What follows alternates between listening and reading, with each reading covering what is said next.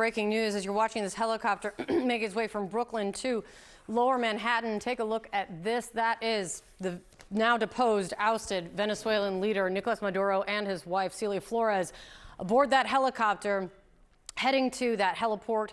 This is the kind of caravan process movement that we've been watching since really just right at the top of the show for the last 30 minutes then, as the leader and his wife are making their way to a federal courthouse in Manhattan to face a federal judge for the first time since the U.S. military operation that occurred in the early hours of Saturday morning in Caracas, that then captured, detained, arrested, and now it has indicted the former Venezuelan leader and his wife, Celia Flores. Let's keep an eye on this as this helicopter is going to land, and then we will be seeing, obviously, we would assume that we will then see the former leader and his wife leaving this helicopter and then continuing to make their way to the federal courthouse, where we have people staked out all along the way to bring you this. We're now seeing Nicolas Maduro departing, coming out of that helicopter. We're going to see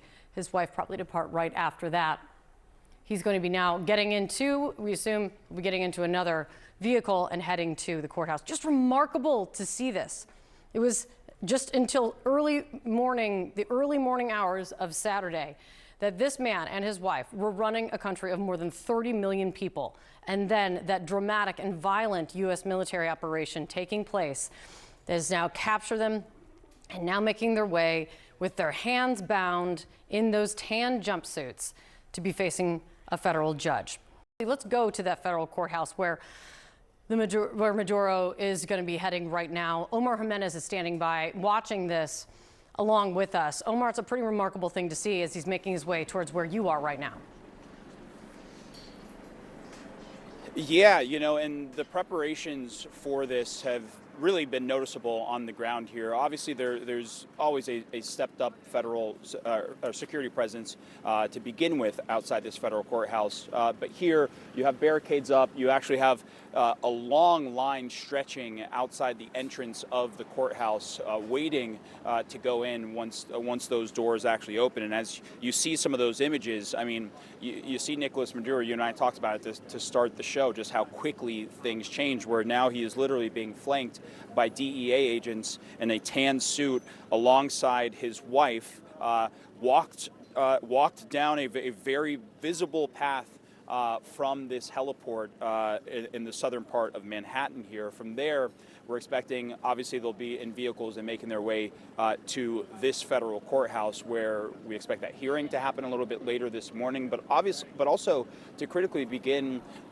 this legal process that the Trump administration has in part used as justification for the abduction and capture of Maduro, to have him face these drug trafficking and weapons charges that they say has contributed to, as they allege, hundreds of tons of importation of cocaine and things of that nature. And so just to see how this has developed so quickly over the last few days. And, I heard you all talking about sort of the mode of transportation and sort of taking the helicopter over the water as opposed to taking the bridge. That was something that we actually noticed Saturday night as well, where traffic would have been much lighter.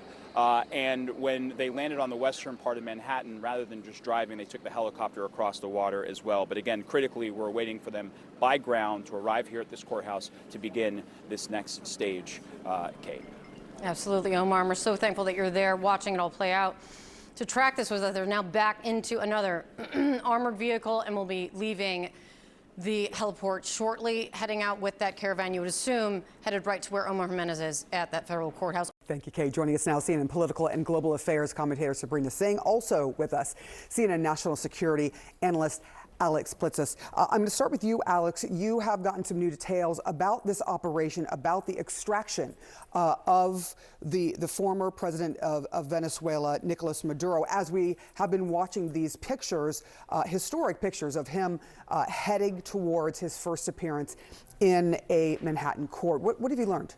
So in speaking to CIA and Department of Defense officials over the weekend and then coming into this morning, this was the culmination of months of preparation and training. So it's clear the decision to do this, or at least be prepared for it, was made many months ago. There was a full mock-up facility that was built, very similar to what was done for the bin Laden raid, that was trained on for months by the Army's Delta Force, along with members of the FBI hostage recovery team, who augmented the military because this was a law enforcement operation where they ended up arresting and then extracting Maduro. There's some contention over whether it's law enforcement or military if you listen to members of Congress, but for all intents and purposes, those were the authorities it was executed under. Why that type of thing is important is when you have a mock facility, you use it to train and then to determine the timeline, preparation, how long does it take to get there, how long will you be on the objective, and small details matter. So for example, the bin Laden raid, when the CIA built the mock-up facility, they used a chain link fence around the perimeter as opposed to like the 18-foot thick walls at the compound. And so when they trained on it, the rotor wash from the helicopter actually escaped during preparation and training. But when they were in Abbottabad afterwards and they were flying, that didn't happen when the helos went down. So those types of things are incredibly important for preparation. Yeah, you're talking about sort of this planning very similar to the intense planning in Abbottabad to try and extract or to eventually kill Osama bin Laden. In this case, they took pains to make sure that Maduro and his wife were kept alive. I do want to go to you, Sabrina, because we've been hearing a lot from the president in the last 24 hours about what his plans are for Venezuela as we watch these historic pictures of the former president of Venezuela being taken into U.S. custody, taken to court on a myriad of charges. And the president has said that the United States will run Venezuela. He's been asked that over and over, and his answer has been consistent. So what would it take for the United States to actually run Venezuela when you consider all the complications going on there right now? Yeah, thanks, Sarah. I think to put things in perspective, I mean, Venezuela is about twice the size of California or even Iraq. So to run a country with 30 million people, and Donald Trump says that we are running Venezuela, that I think there are a lot of outstanding questions, and I hope that members of Congress on both sides of the aisle are pressing this administration for more details, because if we are, quote, running Venezuela, that is going to entail putting some type of military assets on the ground. And you heard, yesterday President Trump saying that we're going to extract the wealth from Venezuela from the oil fields. Well, if companies are going to go into Venezuela and start extracting oil, these oil fields are also going to have to be secured. So again, I have so many questions on what it means that we're running Venezuela, what that means for our military buildup outside the coast of Venezuela. That's obviously putting incredible strain on our military force and frankly, our readiness. But I think also to the larger point that the president was making on Air Force One yesterday, it seems like we're not stopping at Venezuela. It seems like, he has his sights potentially set on Colombia, Cuba, and of course, we've obviously heard about Greenland. So I think the question, members of Congress and frankly, the president's base also need to be asking is, how does this fit into the America First agenda that he ran on, in the 2024 election? Because we are now getting into the business of nation building, something that the president was, pretty much against for the entire election season. So I have a lot of outstanding questions on what it means for Venezuela, but also the Western Hemisphere more broadly.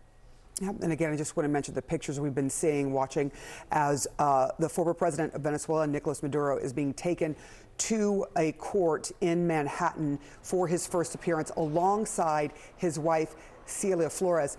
Alex, from your standpoint, you talked about the intricacies that you've just brought us new details about the intricacies of how they were able to extract both Maduro and his wife. And now you're hearing the president again reiterate that they are talking about running the country.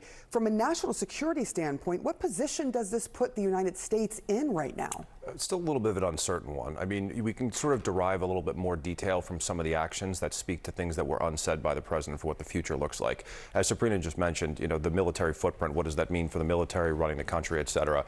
So first part for running the country, what we've heard over the last couple of days was the president was asked about the opposition leader Machado, could she take over? And he said, look, she doesn't have the credibility inside the country, et cetera. And he also followed up with, well, Venezuela has a vice president.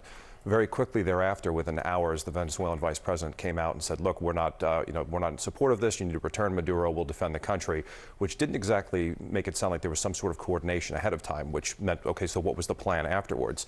It seems that the U.S. very clearly had no intention of going in. There was a third of the U.S. deployed Navy off the coast. Only 2,000 Marines, though, in a Marine Expeditionary Unit. That's an insufficient force to take and hold Caracas, let alone the whole country. So it seemed it was targeted strikes, take out the air defense sites, insert the force, which, by the way, they made look easy, but several members were shot and the helicopters took a lot of fire coming in. It was actually pretty remarkable that they made it out okay and no one was killed. So at that point, it was up to whoever was going to step up to the microphone and say they were going to lead, and then the president was going to deal with what was left. So it was a quick change in tone last night where the vice president said, okay, we're willing to work with the U.S. on an agenda, which could be a potential off-ramp for additional military action. But if they don't cooperate, the president's made it clear, CIA and DOD officials made it clear to me, there is definitely a second wave planned, and if Venezuelan officials do not cooperate, that is on the table for the president. Yeah.